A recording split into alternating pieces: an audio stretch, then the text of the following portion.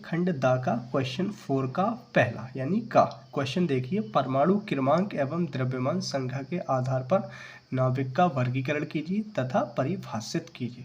तो नाभिक का वर्गीकरण को समझने के लिए हमें समझना पड़ेगा सबसे पहले परमाणु क्रमांक क्या है, द्रव्यमान संख्या क्या है। जब हम इन दोनों को समझ लेंगे तो हमारे लिए नाभिक का वर्गीकरण बेहद आसान हो जाएगा।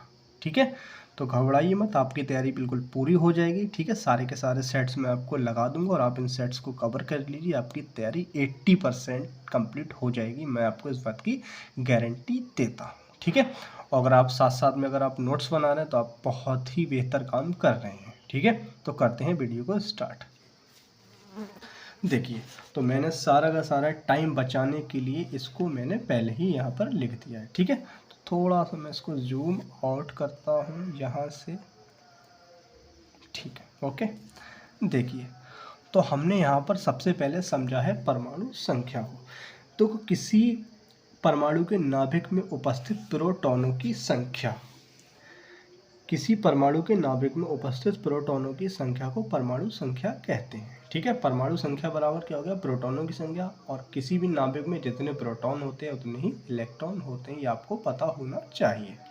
तो मैंने यहाँ पर एक एग्जाम्पल के थ्रू समझाने की कोशिश की है। तो यहाँ पर मैंने लिखा 11 Na 23, 11 है, Na है और 23। तो देखो ये जो 11 है ना, 11 एक्चुअल में ये 11 जो है वो परमाणु संख्या है। क्या है ये, परमाणु संख्या। ठीक है, और इस परमाणु संख्या को ही हम क्या कहते हैं, देखो ये किसके बराबर है, प्रोटॉनों की संख्या के बराबर।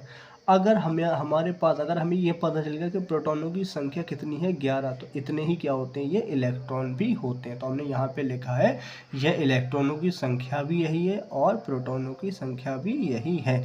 तो हमारे पास परमाणु संख्या कितनी आ गई, 11। कैसे आई, क्योंकि प्रोटॉनों की संख्या किसके बराबर है, परमाणु संख्या के। ठीक है, तो प्रोटॉनों की संख्या 11, ये किसके बराबर हो गई, परमाणु संख्या के। ओके, तो मैंने यहाँ पर एक चीज़ और तुम्हें दिखाई है, बस ये देखो।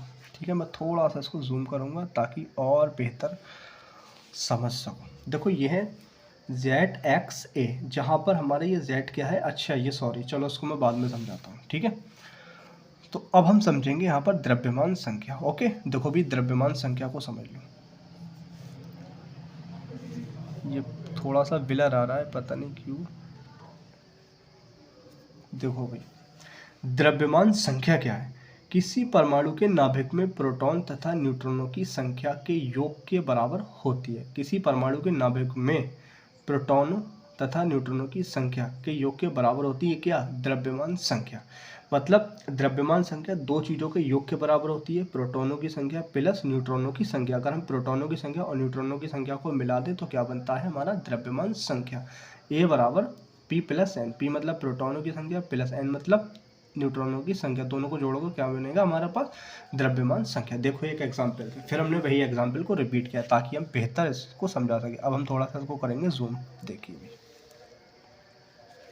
तो कि यह 11 Na 23। ठीक है, तो यहाँ पर हमें पता है ये 11 क्या है, यहाँ पर इलेक्ट्रॉनों की संख्या भी 11 है और इसी को हम कहेंगे प्रोटॉनों की संख्या। ठीक है, ये जो हमारा ऊपर होता है 23, इसी को हम कहते हैं द्रव्यमान संख्या। इसी को हम क्या कहते हैं, द्रव्यमान संख्या। तो याद रहे द्रव्यमान संख्या ऊपर लिखी होती है 11 Na 23, तो ये 23 हमारी क्या है, द्रव्यमान संख्या। ठीक है, तो आई होप ये आपको समझ आया होगा। अगर फॉर्मूला देखना है द्रव्यमान संख्या का तो ये रहा, द्रव्यमान संख्या जो होती है हमारी, देखो ये है द्रव्यमान संख्या बराबर प्रोटॉनों प्लस न्यूट्रॉनों की संख्या के योग के बराबर। अगर आपको इसमें देखना है तो ये रही हमारी द्रव्यमान संख्या और ये रहे प्रोटॉन की संख्या या फिर परमाणु संख्या।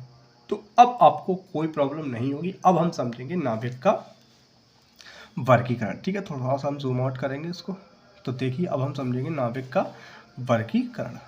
देखिए नाभिक के वर्गीकरण को समझने के लिए सबसे पहले हमें देखो इसको 3 भागों में बांटना पड़ेगा। पहला है समस्थानिक या समन्यूट्रॉनिक, समस्थानिक या समन्यूट्रॉनिक, समस्थानिक या समप्रोटॉनिक। समप्रोटॉनिक, सम का मतलब समान, प्रोटॉन ऐसे परमाणु जिनमें प्रोटॉनों की संख्या समान हो तथा द्रव्यमान संख्या भिन्न भिन्न हो, समस्थानिक कहलाते हैं।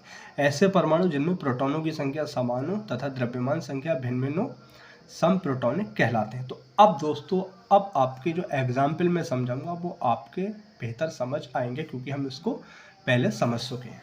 समझ चुके हैं। देखो हम यहाँ पर एग्जाम्पल ले रहे हैं हाइड्रोजन के समस्थानिक का, ठीक है, हाइड्रोजन के समस्थानिक का। देखिए भी देखो हमने लिया है 1H1, 1H1, 1H2 और 1H3। तो हमने बताया था ये जो नीचे होता है ना, नीचे ये क्या कहलाते हैं हमारे प्रोटॉन्स, ठीक है, प्रोटॉन। तो ऐसे देखो परिभाषा भी है ये, ऐसे परमाणु जिनमें प्रोटॉनों की संख्या कैसी हो, समान। तो देखो यहाँ भी एक प्रोटॉन है, यहाँ भी एक प्रोटॉन है, ठीक है, और यहाँ भी एक प्रोटॉन है। तो प्रोटॉनों की संख्या समान हो गई, लेकिन द्रव्यमान संख्या कैसी हो, भिन्न भिन्न। तो ये ऊपर लिखा होता है, मैंने बताया था अभी तुम्हें, ये है क्या है, द्रव्यमान संख्या। यहाँ पर 1 है, यहाँ पर 2 है और यहाँ पर 3 है। तो ठीक है, तो आपको अगर ये चाहो तो लिख सकते हो, नहीं चाहो कोई प्रॉब्लम नहीं है, इसको हम काटते रहें। तो सिर्फ आपको इतना लिखना है। तो ये हो गया इसके एग्जाम्पल। अब हम देखते हैं अपना सेकंड देखिए क्या है, समभारिक। चलो मैं थोड़ा सा इसको जूम आउट करूंगा। देखिए समभारिक को हम समझते हैं। समभारिक वे नाभिक जिनकी द्रव्यमान संख्या समान हो जबकि प्रोटॉनों की संख्या अलग अलग हो। वे नाभिक जिनकी द्रव्यमान संख्या समान हो जबकि प्रोटॉनों की संख्या अलग अलग हो। अब द्रव्यमान संख्या आप जानते हैं, तो ऐसे कोई 2 एग्जाम्पल या कोई 2 तत्व उठा लो, 2 परमाणु उठा लो जिनमें द्रव्यमान संख्या कैसी हो, समान। C6 14 और 7N14। तो यहाँ पर अगर हम देखेंगे, ये है हमारी द्रव्यमान संख्या, यहाँ भी 14 है और यहाँ भी 14 है। तो द्रव्यमान संख्या कैसी हो गई, समान हो गई, लेकिन प्रोटॉनों की संख्या कैसी होनी चाहिए, अलग। यहाँ पर प्रोटॉन कितने हैं, 6, और यहाँ पर प्रोटॉन कितने, 7। तो आई होप ये बात आपको समझ आ गई होगी। अब हम लास्ट देखते हैं अपना सम न्यूट्रॉन, ऐसे नाभिक जिनमें न्यूट्रॉनों की संख्या समान हो, सम न्यूट्रॉनिक कहलाते हैं। जाहिर सी बात है भाई, इसकी परिभाषा ही सही समझ आता है इसको। सम न्यूट्रॉन वे नाभिक जिनमें न्यूट्रॉनों की संख्या समान हो, सम न्यूट्रॉनिक कहलाते हैं। तो मैंने 2 एग्जाम्पल लिए यहाँ पर, एक हम पहले देख चुके हैं, दूसरा ये एग्जाम्पल। अब हम इसको देखते हैं वाई फार्मूले से देखेंगे कि इसमें न्यूट्रॉनों की संख्या कैसे समान है।